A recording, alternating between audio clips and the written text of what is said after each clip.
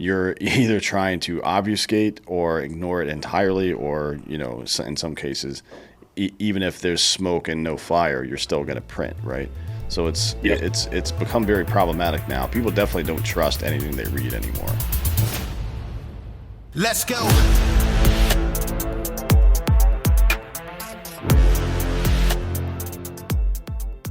Welcome to Citizen. We have a very special guest today, my friend Marty Skovlund Jr. How's it going? Pretty good, man. Awesome to be first time on this podcast, but not the first time on a podcast with you. No, I think the first time you and I ever did one together was like 2018, maybe something like that. It's been a while. Yeah. A while back. Anyway, so let's jump in here. You've been on Drinking Bros recently with Joe Kent to talk about Send Me, the book that you wrote about Shannon. I think everybody knows that story. If not, we'll get into it later. But first, let's talk about you and your history. Where did you grow up? I grew up in South Dakota. Very, very sort of typical blue collar family. My dad worked at the railroad. My mom raised kids, went to college, the local community college there, and I'm the oldest of five, so pretty interesting growing up. And then joined the Army. Graduated high school on a Sunday in 2005, and left for Fort Benning on Tuesday, and that kind of brought me into my next chapter. What made you decide to join the military, and what year was this? So I literally signed my paperwork, right? Like go to delayed entry or whatever in like the summer between my junior and senior year of high school. So I was in delayed entry for a full year while I finished up high school. That was 2004. I left for basic in 2005. Started basic training in June 2005. So you didn't do it between junior and senior year? I know some people who did that. Yeah, so did I. That was only at that time. That was only available to people in the National Guard and Reserves. But active duty, you had to do everything at once. And for me, I was going in on a Ranger contract. So either way, when you're going in on that sort of a contract, they want to line up. In my case, infantry OSIT, airborne school, and then at the time RIP. It later is now called RASP, but at the time it was RIP, and then you go off to your, should you make it, you go off to one of the 3 Ranger battalions. Yeah. So I had to kind of do everything in one shot. So what made you, what was the impetus for you joining the military? Was your family involved in military shit before, or what was it? Yeah.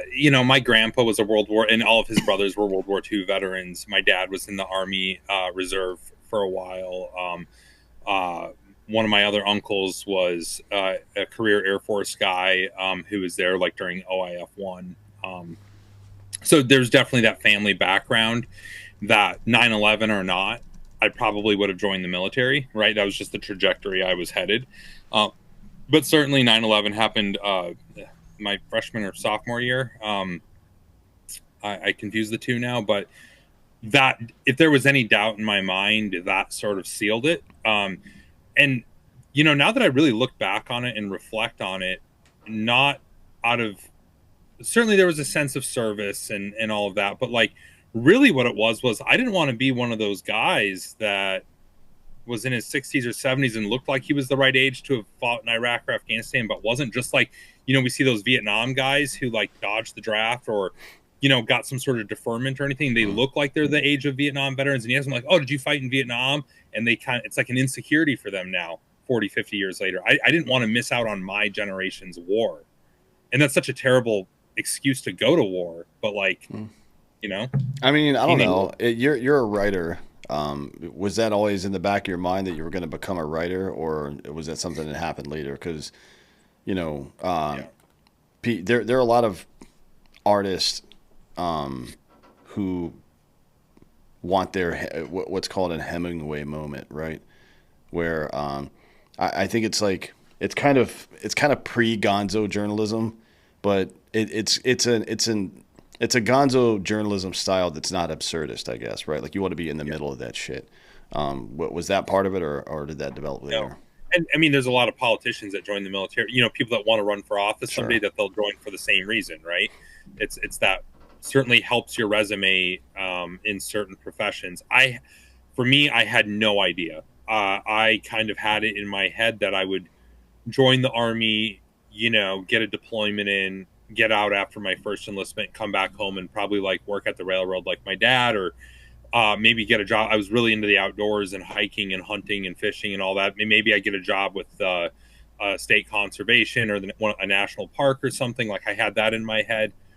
Once I actually joined the military, though, and got a deployment or two under my belt, I was like, no, I'm going to do 20. Like I was kind of set on like I want to do a full career here.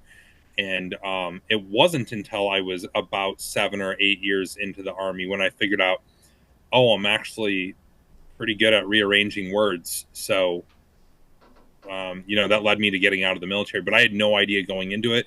Didn't do particularly well in English or anything. But there are these sort of clues. Again, if I go back and do sort of an investigate myself, I was involved in speech and debate. I didn't do particularly well in the English class, but it was because I didn't try. I read a lot of books. Like I was that kid in 6th grade that was reading, high school level books and stuff. I was a ferocious reader, and I would write these short stories about some of the hiking and hunting trips that I went on, and I never once translated that into, oh, I should probably try to pursue this, but like the writing was on the wall, to use that cliche. And what? So this stuff started to happen when you're in your second enlistment. You start recognizing you've got some talent for putting words on paper. Like what was it that made you? Because what were you writing when you were in the military? I didn't write anything when I was in the military, and I really regret that. If there's anything that I regret is not knowing that I was going to become a writer. I could have recorded so much more detail. Maybe I would have better fodder for like a memoir someday or something. Yeah, that's one of my regrets though, is that I didn't know then, and I could have been writing. I could have been recording those memories better that are starting to, fade a little bit at this point. Sure, yeah. But you said that you kind of figured out you were in some way talented at that sort of thing, and that led to you leaving the military. Well, how did that go down? Yeah. So I left 1st Ranger Battalion in 2010, and then went out to go be a recruiter. Right after I left Ranger Battalion, a bunch of guys got killed at 175 in Afghanistan. And I also started, recruiting is like a halfway house for getting out of the military, right? Like you're kind of a civilian, you live in a normal town, you're not on a base, but you still wear a uniform every day. But you definitely start to get some of those symptoms of getting out of the military and missing it. That led to me one night. I was probably the better part of my way through a 6-pack of beer, and I had this recurring memory, not a dream, not a nightmare, just a recurring memory about getting ready in the ready room with the platoon I was in at the time on my 4th deployment, which was in Iraq. And it was an amazing deployment. It was as the military was starting to transition to Afghanistan. And we went to Iraq, and we were basically the HAF, or the helicopter assault asset, for the entire country. So we were going out, landing on the X every single night. I mean, it was like a Ranger wet dream as far as that deployment was concerned. And we also had a stacked platoon. I mean, we had E6 team leaders. Like it was even the newest guys, except for 1 or 2 guys, it was their first deployment. Even like the privates had 2 or 3 deployments under their belts. Like it was a stacked platoon. And it was just, I had this recurring memory of us getting ready in the ready room one time and just, jocking up, putting our kit on and stuff. And I don't even think it was a particularly memorable mission that followed, but I just remembered that. And I don't know why it took 4 deployments, but it was at that point I realized how lucky I was to be like, these were the guys that I was going to war with, that I was lucky to be standing in the same formation as them, to get on the same bird as them, to be on the same targets as them. And that just really stuck with me. And so that night, a couple of years into recruiting, it ended up being about a year before I got out, I just wrote that memory down and just called it the Ranger. I didn't make it about a specific person. I kind of kept it anonymous, but it was just describing that memory. And then I got done with it and was like, oh, this is kind of cool. I bet there's a couple other guys that would appreciate this. I'm sure I'm not the only person that, misses it and that sort of thing. And so I posted it online, and like took off. It really resonated with a lot of people. I don't know if I would quantify it as like viral these days, but you know, knowing what we both know about like digital media and social media and everything, but at the time it was absolutely the most attention I'd ever had on anything that I'd ever done, you know, writing or otherwise. And, you know, I had people reaching out asking if I could put it on a print or on a shirt or something. And so I did, and kind of started like a little business. I was like, oh, I could sell a few prints or whatever and be a nice. We were renovating our house in at the time. And I was like, maybe this pays for, you know, the toilet that I got to get this weekend. Like, and so I put it out there, and a business really took off out of that, to the point where at the time I just taken the D Lab, the language aptitude test, because I was going to reclass into.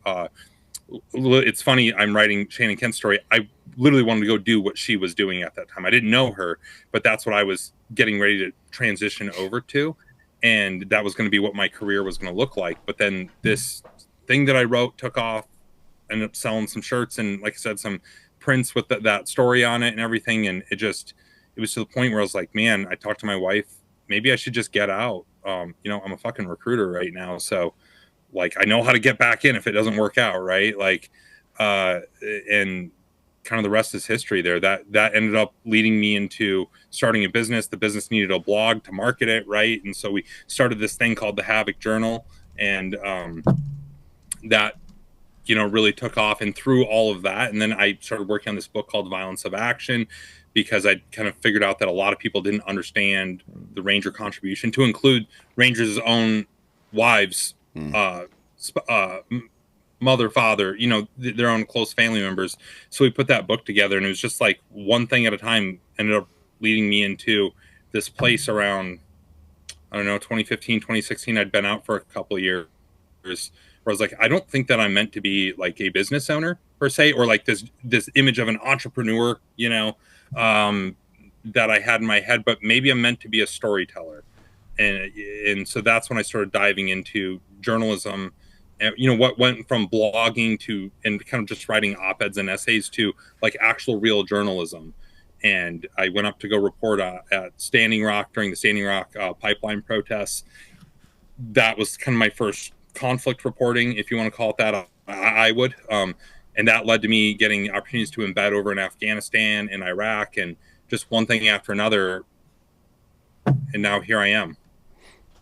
Well, yeah, you've done some pretty interesting things. So on the Standing Rock oil protests, you kind of embedded with both sides. So how did that work? I mean, like, what was embedding with protesters is, I suppose, just as easy as showing up and convincing people you're not a goddamn cop, but embedding with police that's going to require some effort. Particularly at that time, it was one of the largest protests in American history. At that point, there was north of 20,000 people up there on this Indian reservation, and it had a couple of contentious days. And you know, they were calling in police, not just the local police, but police and even federal agents from all over the country to help. And so, yeah, you know, getting with the protesters is a little bit easier, right? Like, you just show up and be like, hey, I'm a reporter, and you know, they were happy to be able to get their story out and everything. And then it took a little bit of work, but we ended up making the right connections in order to get allowed through the police lines to go up and stand on the police side of the barricade. And that was really, I look at that now as that is my template for how I approach journalism, which is there's usually two sides to a story. Everybody's got their version of the truth. Neither of them are necessarily wrong, but they usually conveniently like to leave out certain facts that aren't flattering to their side or their narrative. And so I went out there, and I think I was, because most reporters at the time were really, you know, sympathetic towards the protester side. And I was like, I think that there's probably more to this here. And that's the story that I wrote. Is it definitely, you know, told the protester side, and there were some things that they were definitely right to be protesting about. There was also some things that the way they approached that protest was wrong. Same thing with the police and the contractors that they brought up there. And so when I put that out, I think that piece got a lot of attention because of the fact that I was really the only one that was covering the whole story instead of picking a side, Yeah. right? I think And I actually remember commenting on it because you posted some of the footage and work on Facebook, and you were mhm, getting lit up from both sides. And I was like, oh, look, Marty's getting attacked by the right and the left again. yep. Because And it kind of became became the standard for you, which is really funny to me.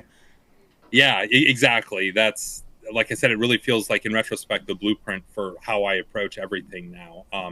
But to the point where at that time, the features editor that I tried to give the story to, that I'd worked with on other stories in the past, he literally didn't want to publish it. He shot it back to me and was like, "I can't. This is garbage," basically, and because he had a certain point of view that this story did not align with, and that's where I ended up having to publish it on Medium.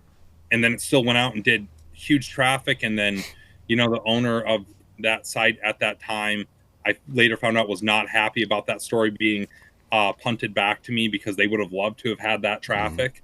Um, yeah, kind of interesting. But yeah, that's basically the blueprint now, is where I've gone out and I've tried to, and that's why I look back in high school when I was in speech and debate. When you're in debate, you have to be prepared to argue either side of Mm. any given sort of thesis statement, right? Like, you had to prepare briefs and evidence. And what that really exposes you to is there is definitely two sides to every story. And that doesn't mean that I don't have my own personal opinions about things, but I usually can kind of see where people are coming from on most things. I can at least empathize with how they arrived at their conclusions, even if I don't completely agree with them. And so as I've gone into, more reporting, yeah, I kind of just got comfortable with the fact that, hey, I'm not going to have as big of a social media following. I'm not going to have as big of a platform as other people who decide to pick a side, Mm. because I just refuse. And to this day, I feel really uncomfortable with being like put into a box and being like, this is who you are, or you're this one side or you're that side. It's funny, when I was back in those days when I was at Task and Purpose, I feel like I was there like token conservative, in the newsroom. And then when I went to Black Rifle, it was almost like I was viewed as like their token liberal. Mm. And I think anybody that knows me is I'm not either of those things. I'm genuinely somebody that has a wide diversity of opinions, and genuinely, I am not beholden to my ideas or opinions. I love when people, I'm not afraid to say I was wrong about something, right? If you present new evidence or different or better evidence to me to change my opinion, I will. We talk about it all the time online, right? You're not going to change anybody's opinion on the internet. I'm like one of those guys that you can. You present me with things that I didn't know about before, I will change the way I look at things. My opinions have absolutely. That's why I'd make a terrible politician, because I would be that guy that, like, he said this back in 10 years ago, and it's like, yeah, man, that's what I thought at the time. But like, if there's anything that I know at this point, right, is that I don't know everything. Yeah, it's interesting. I wonder, from your perspective, you've been doing this for some time now, a decade or so. Um, Mhm. is there? It seems like there's not much of an appetite for real journalism in the public sphere anymore. It seems like people just want to be. They want to have their current beliefs or the beliefs of whatever their team is, whether they believe in them or not, just be reinforced and defended. Right? It's a bizarre period in human history. Frankly, I think we might live in the dumbest period in all of human history. Um, but do you think journalism's dead?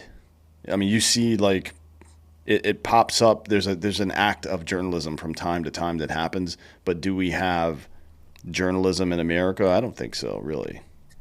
I do. I just think that, again, for the people that are really doing it well, a lot of times they're not the biggest platform. They're not the most well-known names.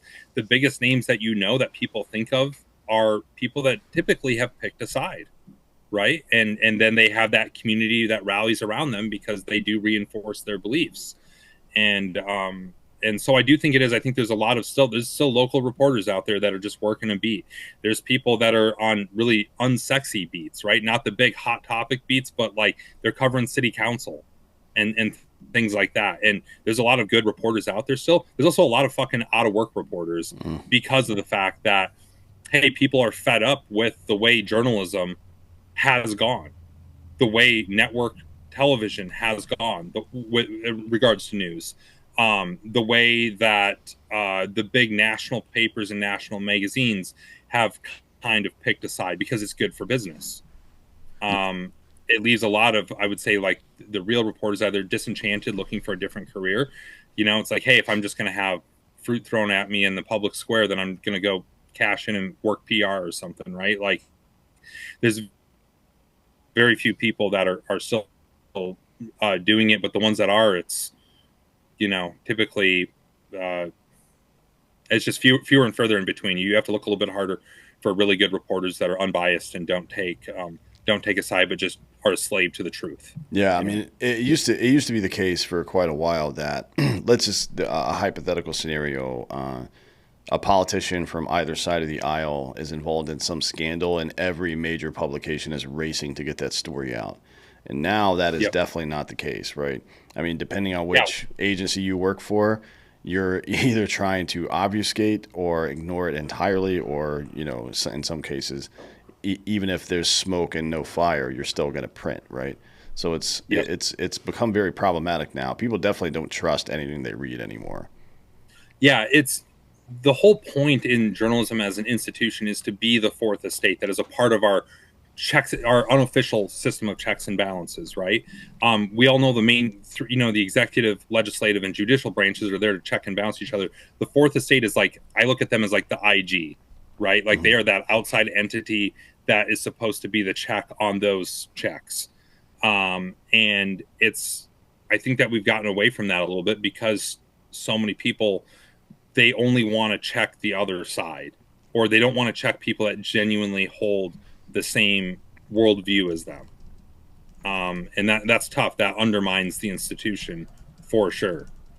Well, how do you, because a lot of people, it is both easier and more profitable to choose a side for sure. I get plenty of heat.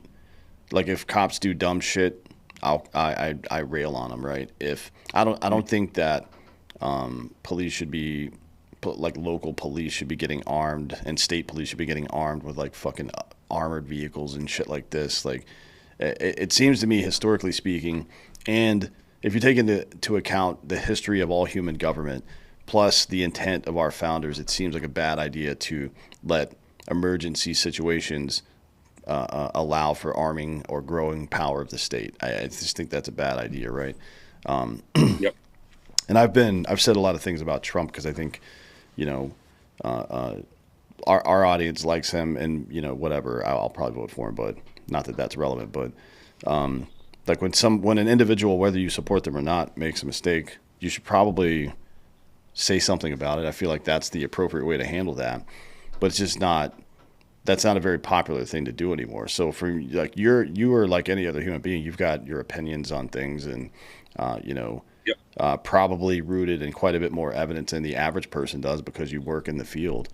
But how do you balance your personal beliefs with the work you do? How do you make it, I guess, apolitical when it's even like, especially when it's a political topic, right? Like if you were writing about the border, it's hard Mhm. not to let that become a political statement. So right now, I'm the editor in chief at Task and Purpose, and I think you can ask any of the reporters that that I work with there that they know the expectation from me is, hey, I'm not looking for hyperbole in any of the stories. I'm looking for a very fair assessment of what's going on. All related facts need to go into a story, and I don't. I've literally said I want people to be confused about which way we lean, right? Because just about every publication out there, you can kind of pick which way they lean. I want liberals to think that we're a alt right site, and I want alt right conservative people to think that we're a liberal rag or whatever, right? Like I want any given article. If you pull up three different articles, there's one that maybe confirms your beliefs. There's one that pisses you off, and there's one in the middle that you're like, oh fuck, I didn't even think about that. Mm, And that to me is like the perfect editorial strategy, yeah. because I do think that there is truth on both sides, right? There are things that are correct that both sides are saying, but they're typically, you know, uh, packaged in a way to pander to a certain audience. And then that I don't want to pander to an audience. I don't want our readership to ever think that we're pandering to them. If we do any pandering, it's to just like inserting sort of military veteran jokes or vernacular into stories that just make it so that we're one of you, right? Like we're not writing about the military, and then none of us are in the military, so we insert some of that So if there's any pandering we do, it's in that way, but there's no pandering on the political side. And I've specifically said, like, we don't do as many stories covering Congress or the Senate or presidential politics if it doesn't directly involve a service member. I'm not super interested in what some congressman or congresswoman has as a hot take about the military. We're not going to report on rumor mill stuff, right? So that's but whereas a lot of places, they know they're going to get a nice little haul of clicks that day if they report on some incendiary thing that somebody on either side of the aisle said, right? That they know is going to get their audience riled up. Yeah, I think that used to be the way you would write. Like anybody that went to university, but especially people who went to grad school, this. In an academic research paper, somewhere towards the end of the paper, you would address all of the potential issues with your theories. This is the purpose of peer review. So you would put your paper out to a limited audience, and people who are experts in the same field you are or experts in a related field would read it and opine like, hey, here are several problems I have with your theory or your conclusion, whatever it happens to be. Maybe your methodology is wrong from my perspective. Maybe you're missing a data set or two, or maybe you've included an irrelevant data set. But that used to be stock standard. There would be several paragraphs toward the end of your research paper, maybe pages, that address the issues, right? In the same way, like the controversy section on fucking Wikipedia, right? Like you would address that stuff, and that was the point of peer review, was to address that stuff. And like, well, I think I have an answer to these 5 problems you have, and here's my answer, right? Now it's just like, we print whatever, and then 6 months later you print a retraction on page like 50 of your newspaper, right? Which nobody ever reads. So because we cover, we're a comedy show, right? Like this show is about culture, but Drinking Bros is a comedy show. We talk about all stuff, like weird stuff, all the time. We don't, like, it's not like we're doing in-depth research on stuff. We'll just like come off the cuff and say dumb shit sometimes because we think it's funny, or because whatever. Like, oh, I didn't know, so I just said whatever the fuck I was going to say. But I do have a couple of rules that I follow when I'm doing that stuff. One of them is, don't let a misunderstanding turn into a fucking war, right? Whether an actual war or a war of words or whatever the fuck, because it's pointless. It's like this abandoning of the principle of charity, where anytime anybody starts a sentence with, so what you're saying is ... that person's an asshole, right? They're intentionally taking what you say out of context, whether they know it or not. And like, all you're going to get out of that person's garbage. And the second rule is, it's perfectly acceptable not to take a side in a fight between 2 assholes. Like, don't feel like you need to wedge yourself into this issue. You don't have to have an opinion on everything. Right? And you definitely don't have to support any particular human being over another, or party or any of that stuff over another. It's the principle is what matters, right? Like, I'm for this or against this. Yeah, there's a great example of this, I think, in very recent history, of people being caught off guard, agreeing with the other side, and then everybody freaks out. They're like, oh fuck, we're not supposed to be agreeing with that side, so we got to figure out a different angle here. Look at the invasion of Ukraine in 2022, right? This is before all the U.S. aid started, all the things that are legitimate gripes about the way the U.S. is handling that situation now, right? Like, in that initial thing, people were caught off guard by the fact that both the left and the right was like, yeah, fuck yeah, Ukraine. Like, you're rooting for the underdog, right? It was like, those initial stories that came out, and Ukraine did an amazing job of information operations and all this other stuff. And then it was almost like 4 weeks into it, you saw this shift where somebody's like, we can't be seen aligning with the same thing that the left is, or the left as us. So that's when you saw the right sort of break off and start to feed into these sort of anti-Ukraine narratives. And it was like, but for those first couple of weeks, everybody was on the same page. Like, what happened? I'm convinced, and I have no proof of this, so take this for, the paper it's printed on, but like, I think that somebody realized we can't be seen agreeing with the other side, so we need to separate ourselves somehow. Yeah, I mean it's become a real problem about the border issue as well. Like Yep. from my perspective, the Ukraine thing, there is a measure of the uniparty stuff going on where everybody's getting paid by Raytheon and shit. You know what I It's mean? totally a different situation now than it was in those first Yeah, weeks after. 100%. Yeah, Yeah. but the border thing has been like having a secure border is the hallmark of a country. Like no country doesn't take that seriously. That's stupid, right? Um, and you've seen a couple of examples of this lately as well. One is like the Senate Majority Leader from 15 years ago making a speech that would sound very Republican right now. You know what I mean? And then the other one is like a current member of the Senate from Pennsylvania, pretty much saying exactly what Republicans have been saying, and you're like, "Oh, what happened to this guy? What's his deal?" It's like he's just observing reality right now, right? Yep. Like the facts don't bend left or right. Like we align ourselves based on an epistemology that's completely separate from reality. Like our epistemology is based on feelings and who's on whose team and what who benefits from what and shit like that. But then there's this a reality, right? And they intersect. They intersect all the time, and that's why sometimes the right is correct and the left is correct other times. I hate this idea when people say I'm in the middle. Mhm.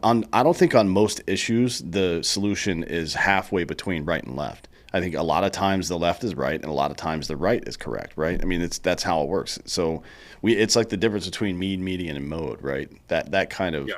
thinking, but in social spheres. But we have like, man, I I wanted to talk to you about it on Drinking Bros the other day, but we didn't really have time for it. But this is part of manufacturing consent to have to activate the mob on your side to tear anybody to pieces who has a fucking divergent viewpoint, and that is cancer to a meritocracy. That might be the ultimate cancer outside of pure authoritarianism. I think that's the ultimate cancer because now you're censoring yourself. Yep.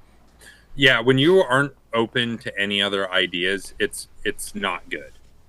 If you and your people are not open to any other ideas, whether they be conservative or liberal, that's not good. And I agree with you. Usually, the solution to anything isn't right down the middle. When I say that I'm kind of a guy that's in the middle, I mean that I've got enough. I've got about the same amount of things on one side of the fence as I do the other, and that means I'm a middle guy. That doesn't mean all my opinions are in the middle. Yeah, yeah, Does yeah, that make sense? yeah, for sure. That's Um, I've tried to explain that to people for years.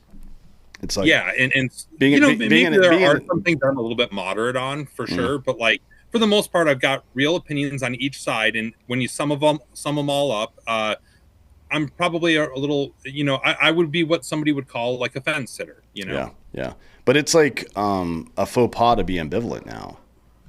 Like So why must I be forced to care about bullshit that has no effect on me or my family, right? I love that. I love that you brought that up because that is something I have to remind myself of on a regular basis of, hey, Marty, you don't have to care about everything that's being talked about right now. And it's okay if somebody asks you your take on something and you don't have a take. That's okay.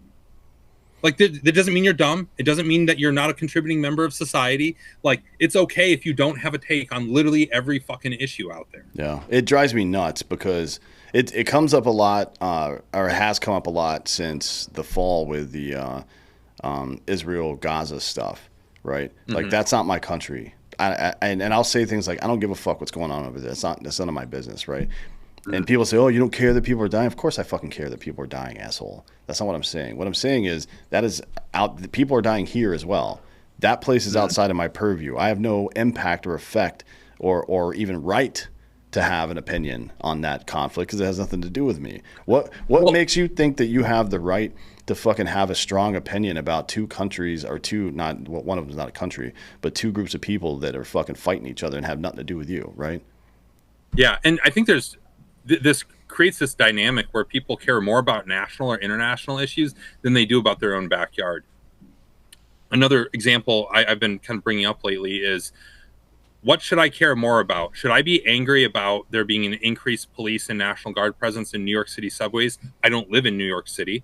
Should I care and have a take on that? Or should I be more concerned about the power lines that I have down all across New Hampshire right now from the nor'easter that just came through here? Mm.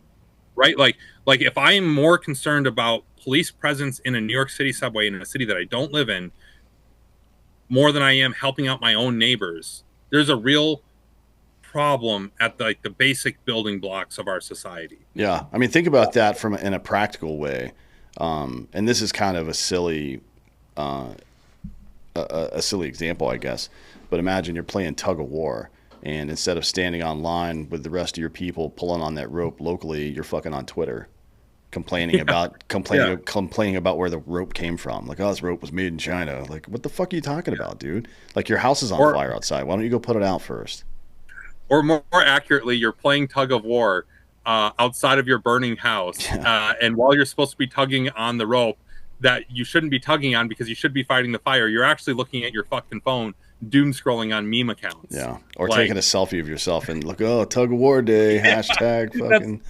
it's like, yeah, we're not even when people say that they care about this international issue or this national issue or this state or local issue, really everybody's being kind of disingenuous, because I think the number one thing that anybody cares about right now is what's going on Instagram or Snapchat or TikTok. Like, honestly, like, I think people put more, and I'm not like downplaying anybody that makes their living off of social media or whatever. It is a very legitimate form of entertainment income these days, no different than when Hollywood was starting up back in the 1910s, 1920s, right? Mm, Like, it's just a new form of entertainment that people are making money off of. But that being said, um, these things are a distraction, and nobody cares as much about important issues as they say they do, because really what they care about is what's going on their phone. That's really what most people care about the most about right now. yeah, and it's taken a dark turn. I mean, you mentioned Hollywood. So Hollywood for the first, let's call it 30, 40 years, was focused on mirroring culture because they wanted to relate to people and have them come out and watch their stuff. Then sometime in the 50s or 60s they started trying to drive culture, which is a mistake. If you're in media of any kind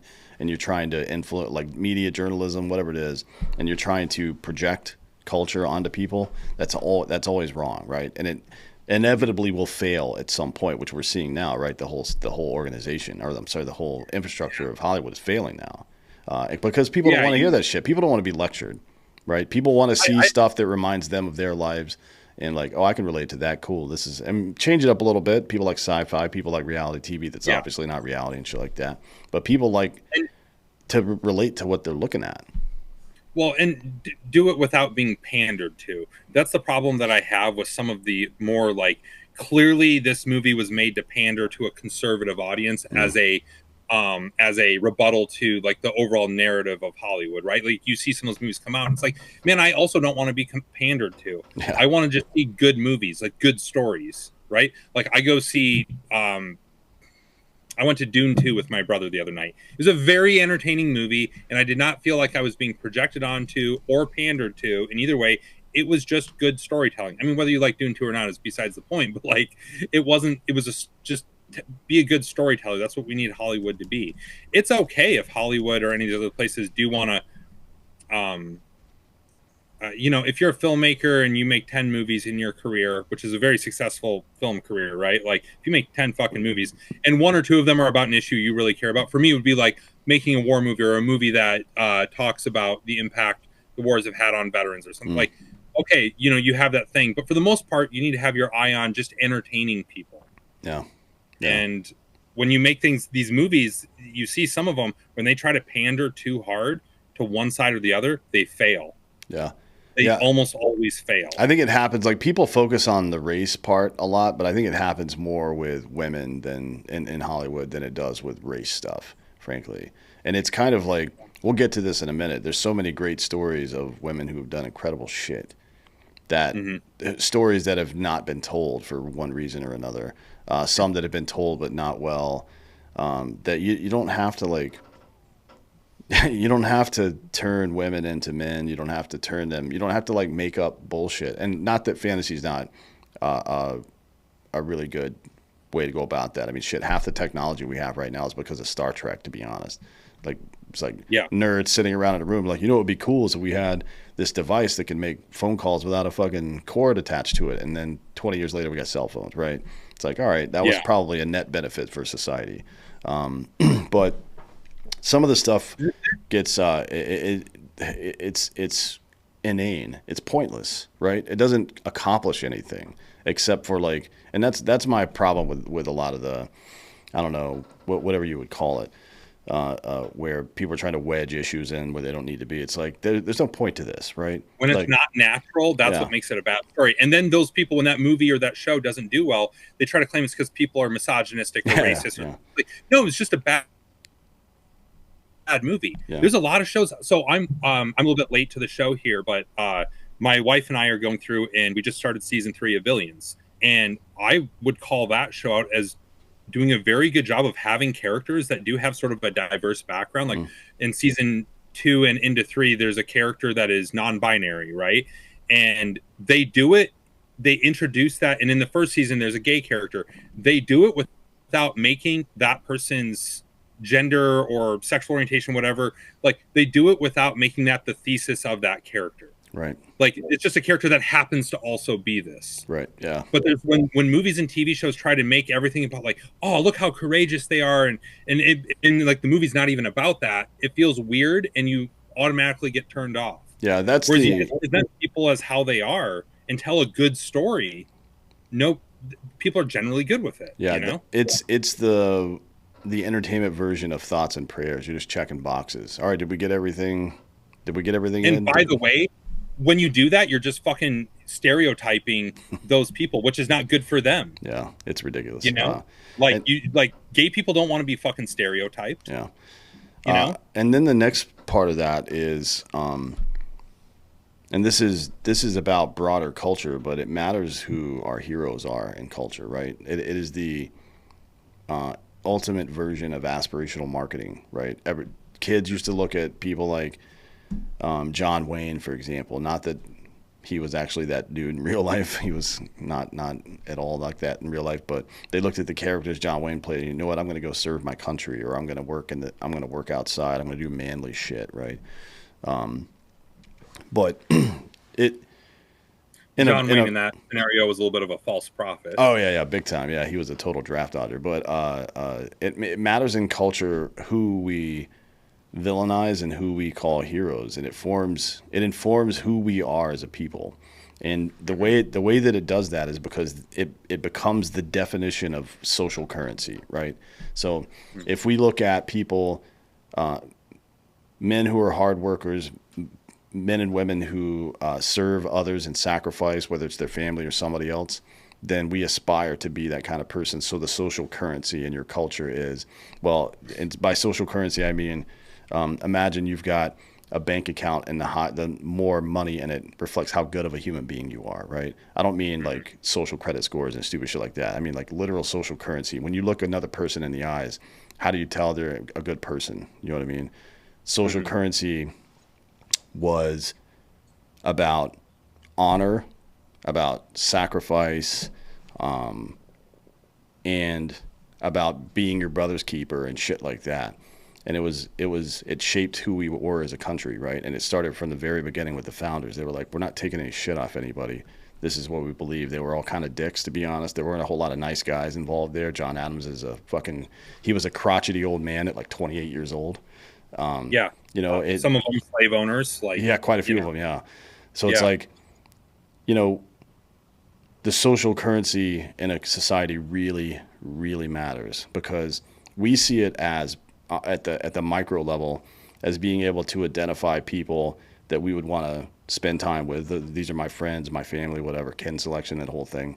But at the macro level, there is think of it as a service jar that needs to be kept reasonably full all the time. Otherwise, society breaks down and people start thinking about themselves too much. And we have tipped that jar over, dumped it out, and then slung the jar into a goddamn wall and broken it at this point, right? Like the social currency these days, because of who our heroes are now, is about, well, what can I get out of society?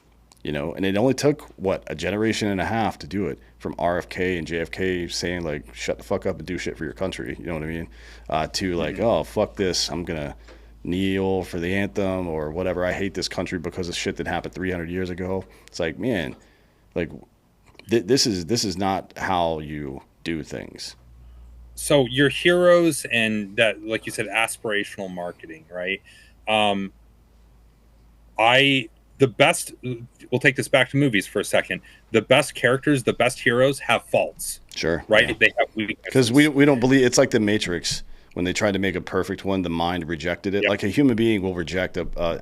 You have to have an anti-hero now, right? To some So degree. you can you can have people that you put up on a pedestal in our history and even present day that aren't perfect people, that don't perfectly align with everything here. People bring up about let's use MLK as an example, about how, hey, there's some things that have gone on around him that you're like, maybe there was some things that he could have been better on in his personal life, right? We talk about the founding fathers, some of their things, even athletes and things like that, like war heroes, the greatest generation. Everybody almost unanimously lauds the greatest generation. A lot of those dudes came back and beat their wives and drank themselves Mm. into a bottle. You know, that doesn't mean we shouldn't still celebrate them and try to emulate the best aspects of them. We shouldn't try to recreate and be those people. On the Drinking Bros podcast, I told you Shannon Kent is the standard for my daughters growing Mm. up. Well, Shannon Kent also smoked like a chimney, right? Like, that doesn't mean I want my daughters to smoke like Shannon Kent, but I want her to have selfless service. I want my daughters to, be devoted to their craft and try to be the best in the world at their craft. Those are the things I want to take away from. When I say I respect and want to emulate the founding fathers, I'm not saying that I want to be a slave owner or support any of that sort of stuff. I'm saying, hey, it took a lot of guts to stand up to the biggest superpower in the world and then start your own nation. That would, in the span of what, a century and a half, become the new greatest power on earth. Like, pretty fucking exceptional, right? Like, Mm. I'm willing to overlook some of those things. I can look at anybody and say, hey, there's somebody worth looking up to, even if they weren't a perfect person. And that's why I think how we should treat a lot of historical figures. Yeah. You know, I don't know why we. It's a weird standard to expect perfection out of people because we certainly don't expect it out of ourselves. Yeah, I mean, it's I certainly there are people, some neurotic folk who might expect perfection out of themselves, but the ordinary person, the ordinary good human being, I think understands that they are going to make mistakes. As a matter of fact, every philosophy and religion on earth reflects that, right? I mean, there's a pathway to salvation, however you want to call it, if it's literal salvation or if it's enlightenment or peace or nirvana or whatever else yeah. you want to call it. I'm There's not always super some familiar pathway. with the other religions, but I know in Christianity, it's like step one of being a Christian: admit that you're a sinner. Like, Yeah. it's yeah, nobody's perfect, Yeah, so that including stuff our hero. matters. That stuff matters, and to on the topic of heroes, people like us who have spent time in war, I don't think really use that word very much. It's kind of a cringy word because I think it's probably because we came back from deployments and old people were waving flags at airports, calling us heroes, and we're like, nah, man, that was just some dumb dick running around doing dumb shit. You know what I mean? Like it didn't, it wasn't like maybe it was different for the World War II guys, but it didn't feel like to me we had done anything particularly heroic. I mean, there were instances, I guess, of heroism, but when I think Sure. about Shannon, a cryptolinguist, going out into some fucking really bad situations, one of which eventually got her killed, and then coming back and being the person she was at home. I didn't know her, but the way it's been told to me by Joe and her sister and by reading about it and shit like that, it's pretty legit. That to me is heroic, right? Hmm. And it's good that you guys are capturing this now because I don't think there's not a lot of stories about this stuff. Not just about the wars, but female heroes in general. You know what I mean? Well, and she wasn't exceptional because she was a woman, right? Yeah. Like, that's a lot of thing. That's a thing that a lot of people will cling on to, and certainly for young girls like me, I want to present to them heroes that they can identify with via things like their gender or whatever, right? Like, I think that's important. But she wasn't exceptional because she was a woman. She wasn't exceptional because she spoke multiple languages or she went to war, these different things. She was an exceptional because of the human she was, the morals she held, the way she approached life. Like, those are the things that made her exceptional, and are worth trying to replicate or live up to. As you and I both know, it's, hey, if you want to, anybody can find their way into a war. Mm. Like, You can do that right now if you want to. Yep. As a matter of fact, That's what I'm saying. Like that's not what makes her exceptional. Yeah. That's not what makes you or I exceptional. Mm. I don't think that I'm necessarily exceptional. Dan, you're all right. I wouldn't call you exceptional either. We're just a couple of chuckleheads that put our opinions out into the world. But like, the what made I think Shannon is an example of somebody that was truly exceptional, and it wasn't for the obvious reasons. I don't think. And when you say the obvious reasons, you mean what? On the surface, people would say, "Oh, she's a woman in a war zone," so that exactly. intrinsically is exceptional. But there have been plenty of, especially during the GWOT, there have been plenty of women in war zones, and not many of them were exceptional. And not to talk shit about women, it's just like most of us were not exceptional. We were just doing our jobs. In fact, there's women that had much higher valor awards than Shannon did. Like there's women that have silver stars, and for like really very much earned those silver stars, right? Like especially those early days in Iraq and stuff like that. Like 100%. Like I said that, but that wasn't why she was exceptional. And when you read the book, we don't make that the reason why she was exceptional. That's just the life that she chose to live. She wasn't trying to be the first woman in SOF. She was just going where she provided the most value, and was accepted there because she was great at what she did. There's a lot of people that find themselves in heroic situations that probably shouldn't be there. Yeah. Right? I mean, usually it's like shit has gone poorly, and now we're dealing with the results of that shit going poorly. In Shannon's case, she was in the situation she was in because she was the right person to be there. Yeah. And it wasn't because she was a woman. I think in certain situations that certainly helped, that was seen as a value add in certain situations. But she was doing this stuff before the advent of cultural support teams and female engagement teams and that sort of thing. That's another thing I want to point out about this. A lot of people, when they see us promoting this book, they default to thinking that she was in CST or a female engagement team or whatever. Nah, man, she was out there doing this stuff before that was even a need. That needed to be addressed. Like this was all before that. So, it just. But she's an example of that person that, she is a person we should try to emulate. The best of Shannon is what we should aspire to be. And frankly, I'd even take being as good as her on her worst day in my particular case. But that would be a step up for me. But I think a lot of people, a lot of young kids out there, both sons and daughters, other people that maybe feel a little bit lost in life. Shannon had a very defined sense of purpose in her life, from what I could tell. And like you, I never actually met her, but man, of all the people that I've never met before, I feel like I know her the best. At this point, after writing this book and spending so much time on the phone with Joe and her family and friends, she's somebody worth emulating. She's a hero that we need to put out there at the highest levels. And my goal is that by the end of this year, Shannon Kent will be a household name. To where maybe not everybody knows every detail of her story, but they've at least heard of her. Well, I want people to buy the book. It's called "Send Me the True Story of a Mother at War." It's available for pre-sale now, and I think it they get shipped on May 7th. I think is the date. Yeah. But I want people to go buy the book. But if there's if you can think of a story or I don't know, some anecdote about who she is as a human being that might be relevant here to kind of give people a teaser about what's going to be in the book.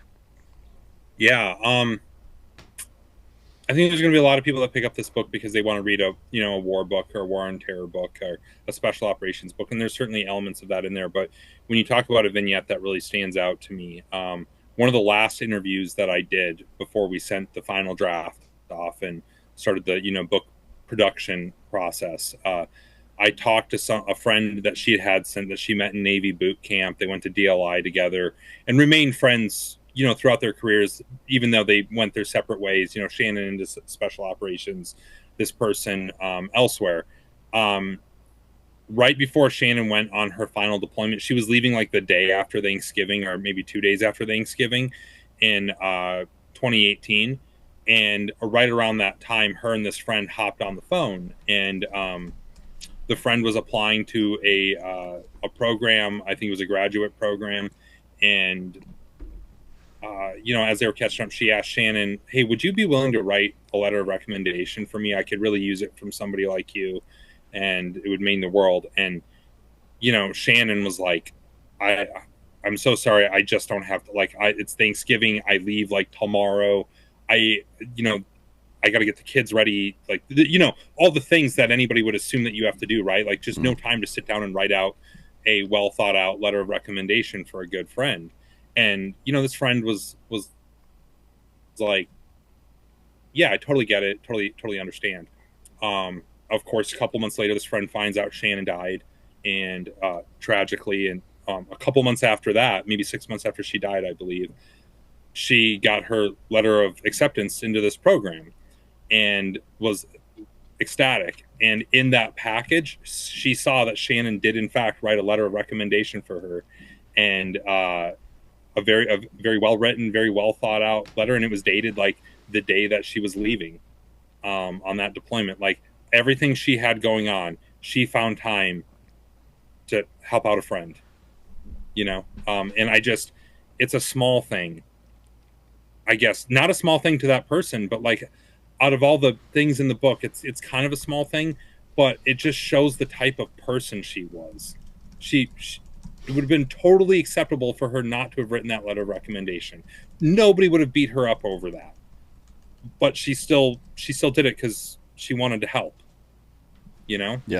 She was a good friend, and to me, if there's something, I could talk about how she went and went back to work at an active duty special operations unit the day after getting cancer cut out of her throat. I could talk about how she ran a marathon 7 months pregnant, a 4-hour marathon 7 months pregnant. I could talk about, having switching dialects mid sentence to carry on a multi-language conversation between Kurdish Iraqis, Syrian Kurds, and Arabic Iraqis. Like just being able to seamlessly like, there's all these different things. But like, that story about her writing that letter of recommendation really, to me, was like, this is who Shannon was. Yeah, I think one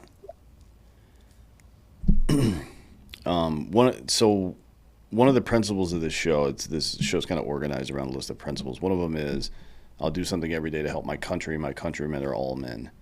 I think it's a good like starting point for your daily life. Be on the lookout for opportunities to help other people. And it's, certainly you're helping other people, but I think from a psychological standpoint, we're biologically programmed to serve others, right? So making that an intentional part of your daily life will make you not forget about being a better person. It'll make you better, right? Like, you'll feel better, you will think better, you'll be more resilient against bullshit. Like, your anxiety is not going to be flaring up when you're out there helping other people. It just doesn't happen that way. Well, not that you should help people for personal gain, but there's absolutely truth that you get a little bit of a dopamine hit when you do something good for somebody else. Yeah, there's a reason that we've organized society this way, right? Yeah. And then,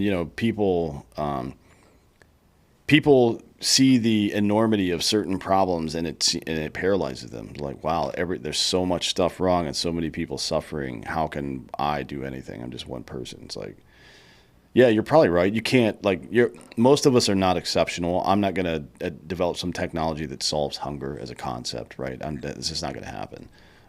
But you can probably solve someone's hunger right now, someone near you, right? So it's like, when a confluence, when a critical mass of people think that way, and it can be as small as holding the door for people on a regular basis, right? It has a ripple effect through society. And it doesn't matter, like, of all the things that she did in her storied career, and let's be frank about it. I don't want to spoil, I don't know what all is in the book on this particular subject, but I don't want to spoil it for anybody, but she is responsible for more shitheads getting clipped than any intelligence asset we have ever had. And so far as I know, right? Unless there's some, who knows, a lot of stuff is classified, but there was things that I'm still not entirely read in on, Mm, but that like I was told in no uncertain terms of. There was certain things she did on the NSA side, on the cyber mm, side, tech side, that will influence national strategic capabilities for decades to come. yeah, That's yeah, how it was put to me. They yeah. couldn't tell me exactly what that Mm, was, and I totally get it, nor would I be able to put it into the book. But like, these are people that would know, saying mm, like her impact to our ability to secure our nation is going yeah. to far outlive her. And And and and that, in practical terms, we're talking about this just the stuff that you can verify semi-publicly. Semi-publicly, somebody with access, but you're not printing this stuff. We're talking about somewhere between 5 and 650 or so shitheads getting nuked off the planet because, and not like all the people we were fighting in Iraq, for example. Like these are players, these are bomb makers. They're fucking, yep. they're Awala network people moving money around for terrorist organizations and shit. Like legit players. Hundreds of these people are fucking wiped off the earth now because of this woman. But despite all of that, I mean that's incredible on its own. But the thing that popped into your head first was how she took care of her friends. Yeah. Because we both have plenty of friends that have worked at a very high level in Mm, special operations and done incredible things for their country. Um, but I think that, gosh, a lot of those people, some of them are great people, some of them aren't. mm, You know, um, uh, Shannon was just one of those people that, even if she didn't do anything in the military or anything like that, she was bound to have an impact, on this world. I think because of the type of person that she was, and it's just there's not a lot of people like that. It's not an indictment of anybody. It's just, hey, not everybody can do what Kobe did, right? Like not everybody mm, can do what Tom Brady did. Like there's just some people that in their vocation they were exceptional, but then outside of their vocation they were exceptional people. It's even more rare to find, yeah. right? Um, yeah, I really do. I feel like it's uh, a terrible loss that she's not a part of our society to this day. Yeah. You know, Well, I mean, luckily you guys had the opportunity and capability to memorialize it in some way, right? And there will be. You mentioned this on Drinking Bros, but a decade or three from now, more of that story is gonna like stuff that you and I know that can't be published is gonna come out, and it's gonna be like, holy shit! Like, I hope that this book will be source material for yeah, another biographer someday that comes out, and then is also able to have the advantage of all these declassified contexts, as well as a little bit of historical context, yeah, right? Because if there are these things that she impacted, you just look at the code breakers of World War II. We talked about that on the hmm, Drinking Bros episode of, hey, we weren't fully able to know their impact until decades and decades later, and now they're celebrated. But like back in the 1950s, nobody knew that this person was responsible for breaking the Nazi code. right, yeah, You yeah. know, Well, I mean, like, as a matter of fact, people knew it so little that they chemically castrated him until he blew his fucking brains out, right? So yep. yeah, we And that's where I think it might be 30, 40, 50 years where we look back and say, oh my God, we avoided, World War III because of this capability that was developed by Shannon Kent. mm, You know, like we don't even know how big of a hero to our nation this person is right now today, yeah, which is crazy to think about. I'm certain most people, you're pretty certain, are not going to have that level of impact on their country or on the world. But with Shannon, it's like there's some question marks there, just because we don't know what we don't know right now. yeah. Well, hopefully we'll find out more. You can definitely find out more by buying the book and reading Send Me the True Story of a Mother at War.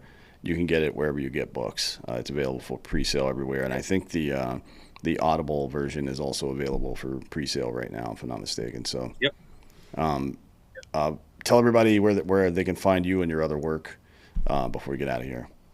Yeah, so definitely check out taskandpurpose.com. I guarantee at least 50% of it will piss you off. And you'll like the other 50% if you're like most people. But I'm the editor over at Task and Purpose, and then you can also find me on all the regular social channels, which I've done my damnedest to try to not post as much onto lately. So I'm not somebody that's going to update you every day on what's going on in my life, but you can follow me on Instagram, on X, on LinkedIn if you want to. So yeah, I'm on all those things out there, and yeah, I definitely would appreciate people going out, checking out the book, and um, if you do buy the book, thank you. And then I'll ask you to go a step further and leave a review on any of the sites, because those definitely help us as well. Tell a friend to read it, gift it to somebody. I think beyond us just moving books, like I said, my goal, Joe's goal, we want to make Shane and Kent a household name. And that doesn't help. That doesn't happen without word of mouth spreading of her story. So this is something we really want to do. Sweet. That's a good reason to go pick up the book, buy for a gift. Mother's Day, Father's Day, it's all coming up soon. So plenty of opportunities for that. Thanks for coming today. I appreciate the chat. Yeah, dude, let's do it again sometime. This is fun. Yeah, we will. And thank you all for listening. This has been Citizen.